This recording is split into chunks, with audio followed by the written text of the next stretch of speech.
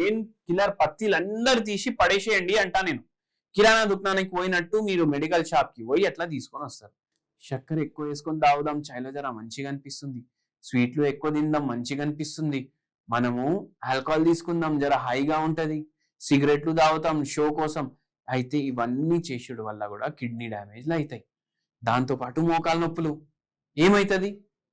మనిషి పోతాడు, మోకాలు డ్యామేజ్ అవుతాయి, కిడ్నీ డ్యామేజ్ అవుతుంది, లివర్ డ్యామేజ్ అవుతుంది, హార్ట్ డ్యామేజ్ అవుతుంది, నిద్ర డిస్టర్బ్ అవుతుంది. ఇన్ని ప్రాబ్లంలు అవుతాయి నొప్పి గోళీలతోటి. మనం నొప్పి తగ్గించుకోవాలి అనుకొని ఇవన్నీ చేస్తాం. అది చేయకండి. డాక్టర్ అడ్వైజ్ లేకుండా మీరు ఇట్లా నొప్పి గోళీలు వేసుకున్నారంటే అది పెయిన్ కిల్లర్ కాదు, సెల్ఫ్ కిల్లర్ అయిపోతుంది. మీరు ఏం చేయండి అంటే హోమియోపతి వైద్యం వాడండి. మళ్ళా దాంతో పాటు ఒక మంచి హోమ్ రెమెడీ చెప్తాను. రోజు గ్రీన్ టీ చేసుకోండి, 2 పూట తాగండి. ఈ గ్రీన్ టీలో మీరు ఒక పావు చెంచా శొంఠి వేసుకోండి. దీంట్లో యాంటీ ఇన్ఫ్లమేటరీ ప్రాపర్టీస్ ఉండడం వల్ల కిడ్నీ హెల్త్ కి మంచిగా ఉండడానికి కూడా హెల్ప్ చేస్తుంది. మనకు నొప్పులు కూడా కొద్దిగా తగ్గిస్తుంది, కిడ్నీల ప్రాబ్లంలో కూడా కొంచెం హెల్ప్ చేస్తుంది.